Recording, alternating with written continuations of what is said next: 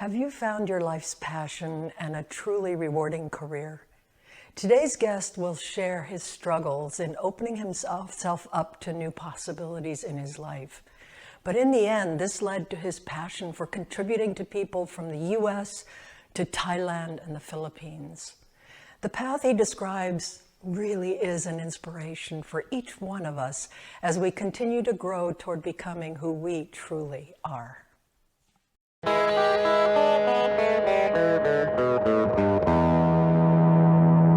Hi, this is Marlena Fiol from Becoming Who We Truly Are, a YouTube show that deepens our understanding of who we are and what's possible in our lives.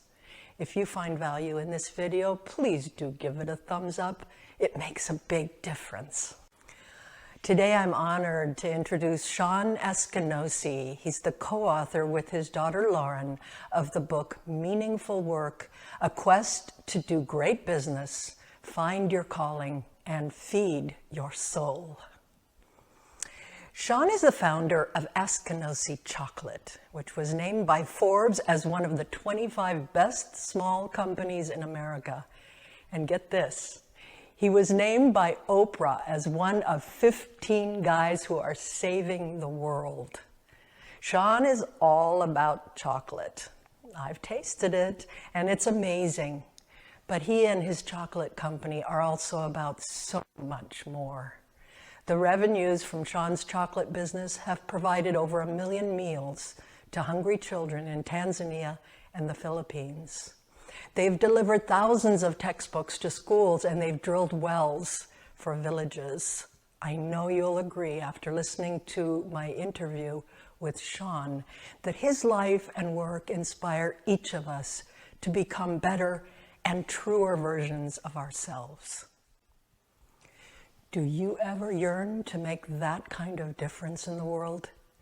After viewing this short clip, if you'd like to listen to my hour-long interview with Shawn Askinoskie, I've posted the web address below. And at the end of this episode, we'll provide recommendations for additional resources about finding your calling. Shawn, welcome. It's so good to have you on the show. Oh, thank you. Boy, that was quite an introduction. I was listening to that thinking I better not say anything. Just leave it at that. Shawn, for 2 decades, you were a hard-charging, type A criminal defense attorney. You write in your book, I loved my work until I didn't. You hit a roadblock in 1999, and there seems to have been a pivotal moment when you knew that you no longer loved what you were doing. I specialized in the defense of murder cases, and most everything I handled was a serious felony of some kind. And in this moment that you're speaking of, it was at the conclusion of a murder trial, first-degree murder trial, and I was quite emotional. And I went out to tell my client, and I said, we can take this further. I have my closing argument ready, and she said, no, Shawn, you've done a good job. It's over. And she basically comforted me because I started to cry at that point. And I knew at that moment when my client comforted me that it was time to go. I knew I had to do something else, and it began to sort of manifest in my body.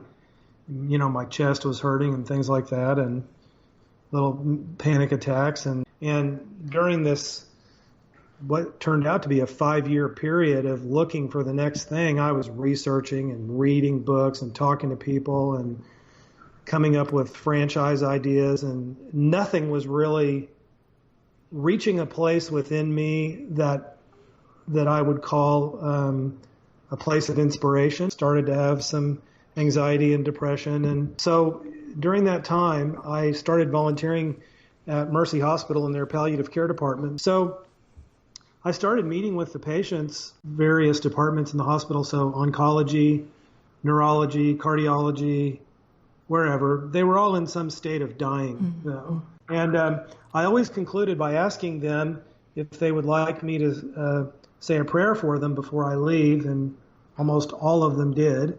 There were times when I would leave my work at the hospital on days, not every day, but some days. And it was almost like when I was walking to my car that I was levitating 3 or 4 feet off the ground. That experience was complete joy in a way that I'd never known it before. And during that, it was during that time of space that I thought, hey, maybe I should make chocolate from scratch. When you write about finding the sweet spot for your life and your work, you draw on Jim Collins's hedgehog concept, which he developed in his book, Good to Great, the sweet spot being that intersection of your passion, what you do best, and what the world needs. Of those three, Shawn, would you say there's one that's more challenging than the others to identify? That's what I find, is that people are having a real trouble, not identifying their talents, not identifying what the, quote, world needs, however we define that. But it's, what do I want to do? How do I want to live out the 80 or 90,000 hours of my life at work? I find people very, very challenged by that. In my new book, Nothing Bad Between Us, I describe my healing journey as beginning from a place of complete brokenness. And your exploration of your deepest sorrow allowed you to uncover a passion you didn't even know you had. I think to some of our listeners, these may sound like oxymorons. Can you describe how facing your deepest sorrow allowed you to find your passion? If you're not open enough to let your heart be broken so that you can experience what that means, because it's grief and love are sisters. And we can't know the depths of love if we're not able to embrace grief and brokenheartedness and sadness. Do you believe there's a danger of becoming self-help junkies and never doing the really hard, terrifying work of truly facing our grief and our brokenness? 1,000%, yes. And well, I think I think there is a danger of addiction to these notions of well-being and self-help, and I think that anything that can distract us from becoming who we are and becoming our true self is, in my view, a potential addiction. And distraction to the point of danger. Yeah. So you discovered your own personal vocation. How did you then move from a personal to a business vocation? I think that if you really, truly are beginning to connect with your true self, that it's almost impossible for those things to be held back in your business. You can't hold them back because they're part of who you are. They're not separable. I'm saying that who I am as a person and the people in our company, that collective is inseparable from the product that we make. Yeah. That's a very non-dual, sense of it's not about chocolate. It's about the children that we're feeding who are severely malnourished. It's about after-school programs for kids in the village. It's about a preschool that we just built in Tanzania for 300 kids. It's about that. That's not about chocolate. It's about relationships. It's about people. It's about connecting one true self to another true self. That's what it's about. But on the other hand, it's everything about chocolate. Yeah. It's about making the best tasting chocolate that we possibly can and laser focusing on that and nothing else, so that it's beautiful, as beautiful as we can make it. And so that's how I believe these things sort of run into each other, and how when one begins to awaken, you're on the right path. So allow me to read your vocation statement for our listeners. We at Askinoskie Chocolate exist to craft exceptional chocolate while serving our farmers, our customers, our neighborhood, and one another. And here's the part I love best: striving in all we do to leave whatever part of the world we touch better for the encounter. You've stayed intentionally small, and you operate from cash flow. Why and how did you make the decision to do this?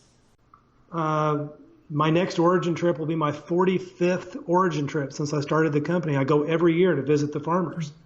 And I am not tired of doing that. And why? It's because of the human connection. It's relationships. It's people. It's being able to see our students. And you know, as a professor, what it's like to see a student who gets it and who is transformed even by a short-term experience. Yeah. Let's take it even a little deeper. One of my fears is that if I was busy, finding investors and trying to get partners and more business and, just growing, that I would miss that chance, and that I would, before you know it, just be busy managing and supervising and writing checks and not being shoulder to shoulder with people in mutuality and kinship. I'd rather do that and not have as much money and be connected in those moments than, have a jet or whatever. Mm-hmm. So in the introduction, I mentioned that the theme of this podcast season is service in our world today. In my book, Nothing Bad Between Us, I describe my parents' deep devotion to service. They were Mennonite medical missionaries in Paraguay. And among many other contributions, they changed how leprosy is treated on the planet today.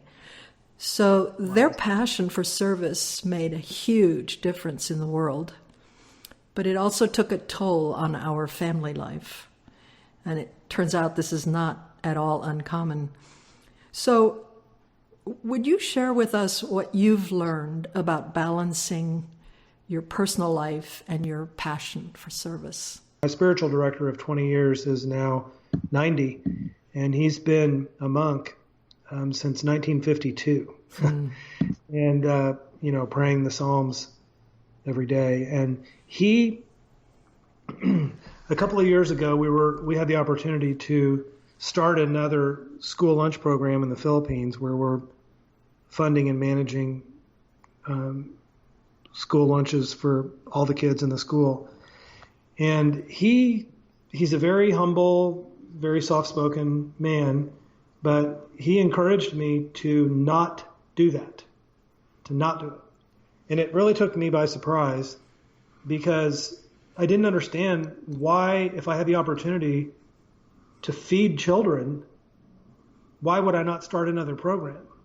Yeah. And he explained to me that I personally needed the rest, and that I needed, in order to be my best self, and not in a selfish way, but in a way to live out my faith, that I would say no to that. And it took me time to understand this, but he was trying to teach me not that it's a bad thing to feed kids who are hungry. Of course, that anybody would say that's a good thing, but it can take its toll to the point that my own life as a husband and father and brother and friend would be compromised. Shawn, if there were one last thing you'd like our listeners to hear, what would it be? It would be that you find someone who needs you right now and serve them, and don't wait. And don't wait for it to be the perfect moment. And don't wait to wait for the perfect thing to say and to just to pray that a person isn't put in your path who needs you, because they're out there. And that's what I hope people will take away. What a lovely challenge. This has been such a meaningful conversation, Shawn. Thank you so much for taking the time to speak with me. If you found value in this episode, please do give it a thumbs up. Also, post any comments or questions you might have for me. I am interested and I'll respond each day. For example, what do you think about what Shawn is doing in the world? In addition, just so you know, I'll be posting a new episode of this YouTube show each Tuesday at 6 a.m. Eastern Time. For further information about finding your calling, we recommend a number of resources. First of all, a YouTube presentation on compassion and kinship by Father Gregory Boyle. Also, check out my interview on Living a Life That Matters with Jonathan Reckford, who's the CEO of Habitat for Humanity International. And for a look at my personal path to finding my calling, we recommend my memoir, which was recently published in 2020 by Mango Publishing. The web addresses of each of these are in the show notes. And remember, we are together on this journey.